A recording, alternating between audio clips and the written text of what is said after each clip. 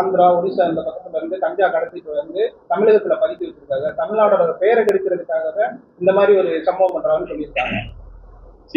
தமிழ்நாட்டுக்கு உள்ள கஞ்சா வருகிறது என்றால் அதை தடுக்க வேண்டிய கடமை மாநில காவல்துறைக்கு உண்டு. இந்தியாவில் வேற ஏதாவது பகுதியில் இருந்து வருகின்றன அதுக்கு மத்திய சர்க்காருக்கு பொறுப்பு. மத்திய சர்க்காரும் மாநில சர்க்காரும் இணைந்து செயல்பட்டு இந்தியாவில் எந்த பகுதியிலும் கஞ்சா வராமல் பார்த்துக் கொள்ள வேண்டும். குறிப்பாக தமிழ்நாட்டுக்குள்ள கஞ்சா வராமல் பார்த்துக் கொள்ளும் பொறுப்பு என்னை பொறுத்தவரை தமிழ்நாட்டு காவல்துறைக்கு தான். அவர் சுகாதாரத்துறை அமைச்சர் என்ன சொல்லியிருக்காங்க, 0% கஞ்சா இருக்கு, இங்க எங்கேயுமே கஞ்சா இல்லை அப்படின்ற மாதிரி ஒரு ஸ்டேட்மெண்ட் சொல்லியிருக்காரு. எனக்கு வருகின்ற தகவலில் இருந்து அந்த ஸ்டேட்மெண்ட்ல இருந்து நான் மாறுபடுகிறேன். தமிழ்நாட்டில் பல இடங்களில் கிடைக்கிறது, பல இளைஞர்கள் அதற்கு அடிமையாகிறார்கள். அதற்கு அடிமையாகிறதுனால தான் அவர்களுடைய நடவடிக்கையும் சில சமயங்களில் ரொம்ப விபரீதமாக இருக்கிறது. இதை என்னை பொறுத்த வரைக்கும் இரும்பு கரங்கள் கொண்டு அடக்க வேண்டும் என்று தான் நான் கேட்டுக்கொள்கிறேன்.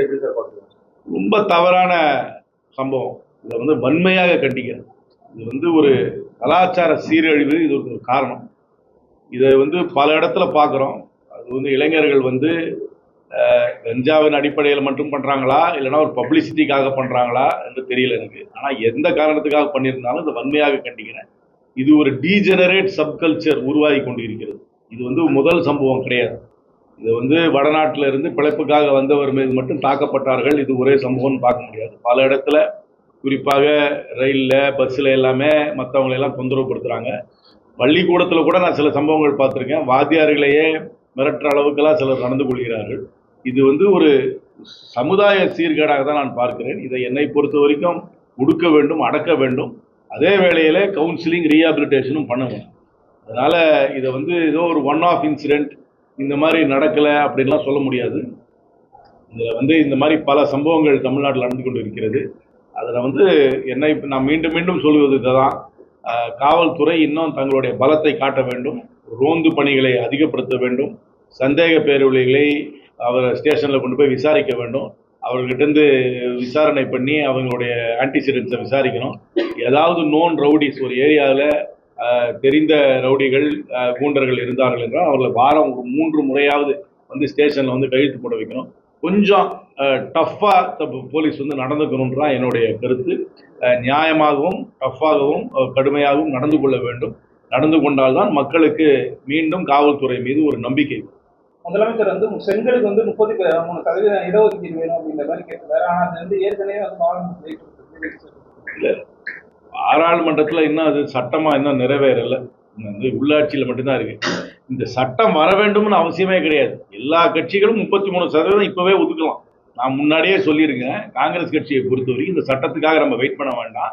எந்த தேர்தல் நடந்தாலும் அந்த தேர்தலில் 33% பெண்களுக்கு ஒதுக்கிடலாம். என்னை பொறுத்த வரைக்கும் பெண்கள் ஒன்றும் இன்ஃபீரியர் கேண்டிடேட்ஸ் கிடையாது. கடந்த பாராளுமன்ற தேர்தலில் 10 சீட்டில் 2 சீட்டு பெண்களுக்கு கொடுத்தோம்.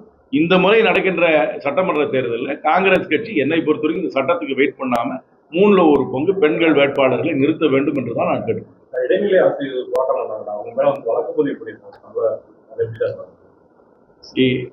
போராட்டம் சில கோரிக்கைகளாக பண்ணும்போது அவங்களோட பேச்சுவார்த்தை மூலமா தீர்க்கிறது தான் என்னை பொறுத்த வரைக்கும் பொருத்தமாக இருக்கும். போராட்டம் பண்றவங்க மேல எல்லாமே வழக்கு பதிவு பண்ணி அவர்களை இன்னும் அதை எக்ஸாஸ்பரேட் பண்ணாம ஒரு நெகோசியேட் பண்ணி அவங்களோட கோரிக்கைகளை சட்ட ரீதியாக நிறைவேற்ற முடியுமா இல்லையா என்ற நியாயத்தை அவர்கள் சொல்லி பேச்சுவார்த்தை மூலம் தீர்க்க வேண்டும் என்று கேட்டேன். தூய்மை பணியாளர்களும் தொடர்ந்து போராட்டம் பண்ணிட்டே வர்றாங்க. அவங்க மேல தொடர்ந்து திருப்பி அப்புறம் வெளியில வருது.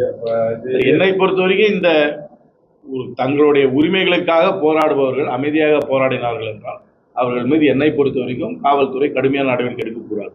அவர்கள் பேச்சுவார்த்தை மூலமா தீர்க்க வேண்டும் என்பதுதான் என்னுடைய கருத்து. அவர்கள் சட்டம் ஒழுங்கு சீர்குலைக்கும் அளவுக்கு நடந்து கொண்டால் மட்டுமே தான் அவர்கள் மீது நடவடிக்கை எடுக்க வேண்டும். இல்லாவிட்டால் பேச்சுவார்த்தை மூலமாக தான் இந்த பிரச்சனைகளை தூய்மை பணியாளர் கேட்கறது பணி நிரந்தரம் கேட்கிறாங்க. அதற்கு துறை அமைச்சர் தான் சொல்ல வேண்டும். என்னை பொறுத்த வரைக்கும் எல்லாத்தையுமே அவுட் சோர்ஸ் பண்ண தேவையில்லை.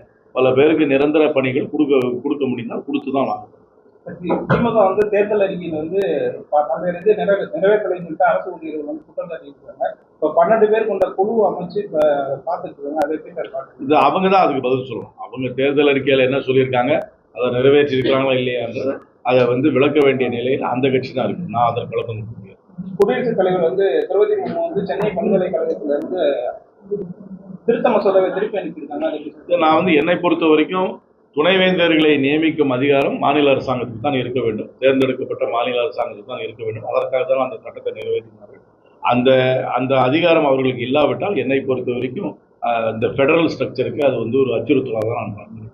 நீங்க இதை குறைக்கிறதுக்கு வந்து கஞ்சா அந்த மாதிரி குறைக்கிறதுக்கு பல தடவை வந்துட்டு காவல்துறையை வந்து கண்ட்ரோல் பண்ணணும் அப்படின்ற மாதிரி சொல்லியிருக்கீங்க. ஆனா மேலை நாடுகள்லாம் இது போன்றது இல்லை, நம்ம இந்தியாவில் மட்டும் அதிகமா இருக்கு. இல்ல அப்படிலாம் சொல்ல முடியாது. உலகம் எங்குமே இந்த ட்ரக் ப்ராப்ளம் இருக்கு. உலகம் எங்குமே ட்ரக் ப்ராப்ளம் இருக்கு. இது ரெண்டு வகையா டீல் பண்ணும். ஒன்று லா அண்ட் ஆர்டர் சைட்ல அந்த சப்ளை செயினை அந்த டிஸ்ட்ரிபியூஷன் நெட்வொர்க்கை பிரேக் பண்ணணும். ரெண்டாவது யூசருக்கு வந்து ரீஹாபிலிட்டேஷன், அதாவது மறுவாழ்வு கொடுக்கறதுக்கு அவர்களை வந்து கவுன்சிலிங் பண்ணுறதுக்கு அதையும் பண்ணணும். ரெண்டுமே பண்ணால் தான் ஒர்க் அவுட் ஆகும். நீங்கள் வெறும் சட்டம் ஒழுங்கு மட்டும் கையில் எடுத்துக்கிட்டு பண்ணீங்கன்னாக்க சப்ளையை மட்டும் கம்ப்ளீட் பண்ணி யூசருக்கு வந்து ரீஹாபிலிட்டேஷன் கொடுக்காம இருந்தால் சால்வ் ஆகாது. ரெண்டுமே ரீஹாபிலிட்டேஷன் சென்டரும் பண்ணும், அதே டைமில் சப்ளை செயினையும் டிஸ்ட்ரிபியூஷனையும் பிரேக் பண்ணும். வர தேர்தலில் வந்து காங்கிரஸ் கட்சி வந்து கூடுதல் இடங்களை 234 தொகுதி தான் இருக்கு. அந்த 234 தொகுதிக்குள்ள தான் கூட்டணியில் இருக்க எல்லா கட்சிகளும் அடங்க வேண்டும். எல்லா கட்சிக்கும் அதிகமாக போட்டியிட வேண்டும் என்ற ஆசை இருக்கு. ஆனால் பிராக்டிக்கல் ரியாலிட்டியை பார்த்து மியூச்சுவல் டிஸ்கஷன் மூலமாக எப்பவுமே செட்டில் ஆகும். எல்லா தேர்தல் முன்னாடியும் எதிர்பார்ப்பு அதிகமாக இருக்கும். அதுக்கப்புறம் ப்ராக்டிக்கலாக உட்காந்து பேசும்போது செட்டில் ஆகும். அதே வாய்ப்பு இருக்காங்க. அது பேச்சுவார்த்தை மூலமாக தான் தெரியும். ஏன்னா கூட்டணியில் எத்தனை கட்சிகள் இருக்காங்க, யார் என்னென்ன எதிர்பார்க்குறாங்கன்னு பார்த்து பேச்சுவார்த்தை மூலம் தான் போகும். அதை வந்து ஒரு பேட்டியின் மூலமாக நான் தன்னிச்சையாக சொல்ல முடியாது. எல்லா கட்சியும் எதிர்பார்ப்பு அதிகமாக இருக்கும். ஆனால் பேச்சுவார்த்தையின் மூலமாக அது செட்டில் ஆகிடும். இருக்கிறது 234 தானே, யாரும் அது வந்து இன்னொரு தொகுதியை வந்து கூட்ட முடியாது. இல்லை காங்கிரஸ் வந்து திமுக தான் வலுவா கூட்டணியில வந்து இன்ன வரைக்கும் இருக்குன்னு சொல்லிட்டு இருக்கீங்க. பிரவீன் சக்கரவர்த்தி வந்து போய் RSS பேசியிருக்காரு. தலைவரும் வந்து RSS அவரை கண்டிக்கிறாரு. இந்த மாதிரி இல்ல, காங்கிரஸ் அதிகாரப்பூர்வமாக காங்கிரஸ் கொடுக்குற நிலைப்பாட்டுக்கு தான் என்னால கருத்து சொல்ல முடியும். பெரிய கட்சி, பல பேருக்கு பல கருத்து பல சிந்தனை இருக்கு.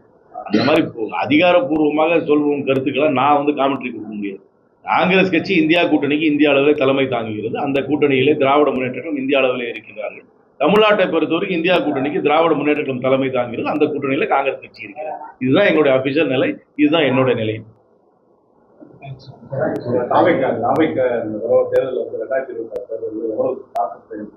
இல்ல, அதான் நான் முன்னாடியே பல முறை சொல்லியிருக்கேன். இன்னைக்கு மட்டும் சொல்ல, முன்னாடியே சொல்லியிருக்கேன். அவங்களுக்கு வந்து ஒரு கணிசமான ஓட்டு வரும். ஏன்னா ஒரு எனர்ஜி இருக்கு, ஓட்டு வரும். ஆனால் அந்த ஓட்டே சீட்டா மாறுமான்னு கேட்டால் எனக்கு ஒரு கேள்வி கொடுக்கும். அது ரெண்டாவது, அவங்களுக்கு அமைப்பு ரீதியாக தேர்தலை எப்படி சந்திக்க போறார்கள் என்பதும் ஒரு கொஸ்டின் மார்க் தான். ஏன்னா வந்து இப்போதைக்கு எல்லாருமே கொஞ்சம் ஒரு பெரிய மூவி ஸ்டார் மட்டுமே மையமாக வைத்து ஒரு ஆதரவு தெரிவிக்கிறாங்க. அவர்களுக்கு அப்புறமேல் தேர்தல்னு வரும்பொழுது அமைப்பு வேட்பாளர் அதெல்லாம் வரும்பொழுது அதை எப்படி அவங்க கையாளுறாங்கன்னு எனக்கு இன்னைக்கு சொல்ல தெரியல. ஆனால் என்னுடைய கணிப்பு வாக்கு வரும், குறிப்பாக நகர்ப்புறத்தில் வாக்கு வரும். ஆனால் அது சீட்டா மாறாது. கிராமப்புறத்தில் வாக்கு நகர்ப்புறத்தில் வரதோட கொஞ்சம் கம்மியாகும். இந்த மாதிரி அவங்க வந்து காங்கிரஸோட ஒரு டாப் கார்னர் அதுல வந்து நாங்க ஆட்சியில இல்லை, அதனால எங்களை வந்து நேரடியாக அவங்க விமர்சனம் பண்ணாம இருக்கலாம். ஆட்சியில இருக்கவர்கள் தான் எப்பவுமே எல்லாரும் விமர்சனம் பண்ணுவாங்க. எங்களுக்கும் அவங்களுக்கும் இன்னும் பெரிய சண்டையெல்லாம் ஒன்றும் கிடையாது. ஆனா நாங்க இருக்கிறது இந்தியா கூட்டணி. நாங்க இந்தியா கூட்டணிக்கு இந்திய அளவில் தலைமை தாங்குறோம். திராவிட முன்னேற்றங்களும் இந்தியா கூட்டணிக்கு தமிழ்நாட்டை தலைமை தாங்குறது. அந்த கூட்டணி தான் நாங்க இருக்கிறோம். நன்றி சார்.